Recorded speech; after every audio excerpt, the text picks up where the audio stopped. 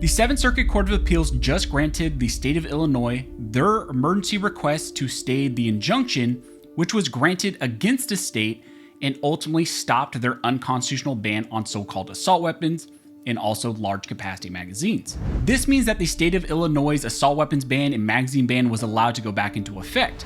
However, the way that this was done did not adhere to the federal rules of civil procedure, and the 7th Circuit judge who granted this stay did something that Justice Alito and Justice Thomas recently warned the lower courts against doing. But now with one judge in the 7th Circuit just flippantly granting the state of Illinois' request for an emergency stay and putting back in place this ban on magazines and rifles, I think this issue now is ultimately destined for the Supreme Court to review all of this issue, to step in on an emergency basis and potentially grant an injunction halting the enforcement of this assault weapons ban and magazine ban.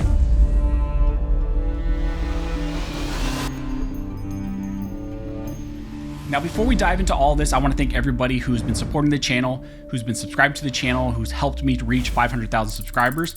I just wanted to say thank you. Also, I want to thank the sponsor of this video, which is USCCA. If you guys concealed carry, you also need to consider what happens after you must act in self-defense. USCCA provides you with legal protection in the event you unfortunately find yourself in that type of situation.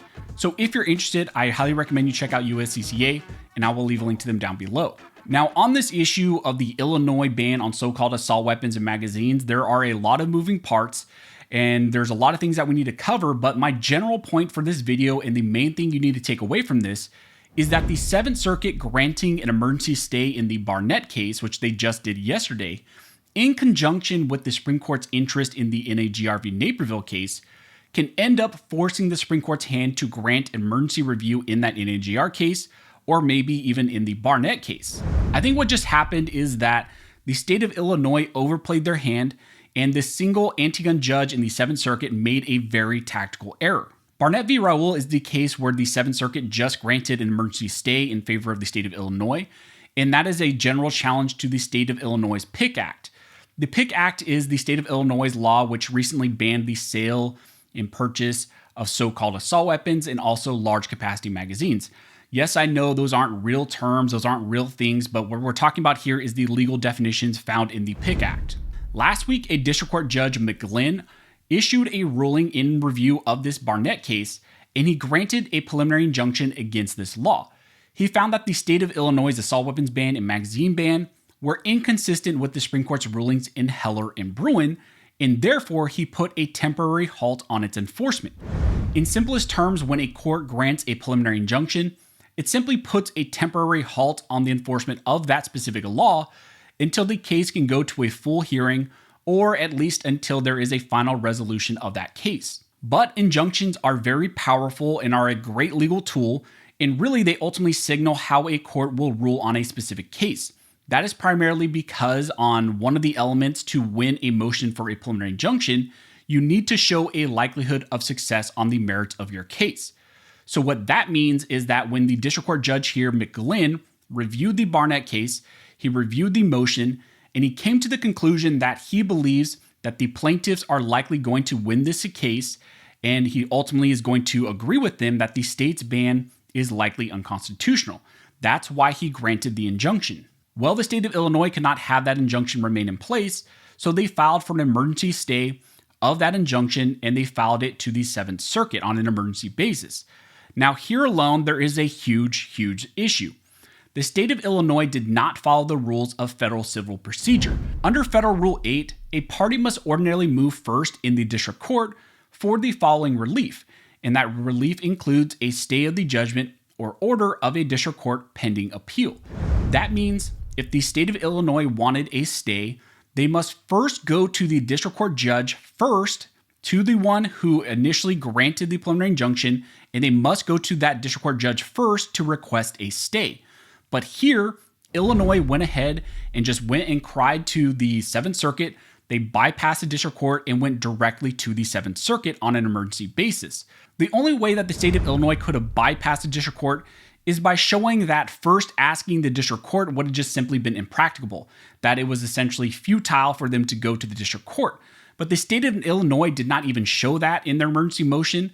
And the Seventh Circuit judge who granted that emergency stay did not even mention that they were granting a stay because asking the lower court would have been impracticable. So what this all amounts to is the state of Illinois is completely ignoring the federal rules of civil procedure, and this one circuit court judge is essentially letting them get away with it. But this is where I think there is going to be a huge issue that will ultimately force the Supreme Court's hand into action. Currently, there is the NAGR v. Naperville case, which is seeking emergency Supreme Court review of a city ban and also emergency review of the PIC Act. I know some commentators are saying that the NAGR case only deals with the city ban on assault weapons and magazines, but that's not true. If you actually look at the case, it's a challenge to both the city ordinance and also the state law. This emergency application is similar to what we saw GOA do in the Antioch case, which dealt with the New York CCIA laws. In that case, the Supreme Court denied the emergency application, but we did get an order or some statements from Justice Alito and Thomas in that situation, and those justices told the Second Circuit that they could not just flippantly deny a request for a stay. Instead, they needed to either write an order with their rationale or they needed to expedite those hearings. And because of those words from the justices, ultimately what the Second Circuit decided to do was to expedite all of those cases. Now, that is a really important fact. The Supreme Court has already been very critical of lower courts just granting stays willy-nilly without issuing an order with their rationales. That type of error is exactly what this one judge on the Seventh Circuit did in granting the state's request for a stay in that Barnett case. Then you add on top of that the error that the Seventh Circuit allowed the state to bypass the federal rules by not first seeking a stay from the district court. You add all of that up, all together with the NAGR case currently seeking emergency Supreme Court intervention, and I think this ultimately is leading to the Supreme Court having to step in sooner rather than later. Justice Amy Coney Barrett has demanded that the city of Naperville and also the state of Illinois respond to that emergency application in the NAGR case. That means that she is demanding that they answer why they believe the application should be denied and why they believe this assault weapons ban and magazine ban is in fact constitutional, and how the lower courts were correct in denying an injunction. I personally would like to see the plaintiffs in the Barnett case and some of these other cases that are consolidated file an emergency application also up to the Supreme Court, or maybe at the very least file an amicus to the Supreme Court in the NAGR application.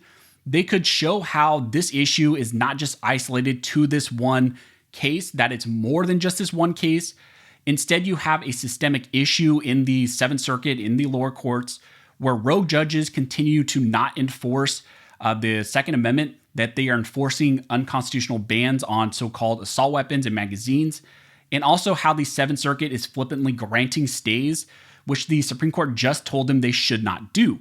If we can show the two cases are having issues with the Seventh Circuit, it's possible to get Justice Barrett to refer this issue to the full court, and then at that point, you only need 4 justices to agree that they want to take up this case on an emergency basis. Traditionally, the Supreme Court does not like to take on interlocutory issues like this is dealing with here with the preliminary injunction. They often prefer final resolution issues, but I think with these two cases being such a huge, just essentially cluster, and the Seventh Circuit overplaying their hand and flippantly just granting a stay, denying injunctions, and also just ignoring the federal rules of civil procedure, I think that can all ultimately force the Supreme Court's hand on this very issue and get them to step in. So this is definitely an interesting situation where the Supreme Court, if they want, has all the tools they need and all the information and evidence they need right now to step in and effectively strike a major blow to all magazine bans and assault weapons bans nationwide. Whether or not they're willing to do that right here and now is yet to be seen. Now, if you're interested in what's going on in other states and other lawsuits currently, like the state of California's magazine ban and assault weapons ban, you can watch this video here where I break that down and some recent updates. But as always, thank you all for watching. Don't forget to like and subscribe. And never forget, this nation was built by armed scholars, and this nation will be maintained by armed scholars.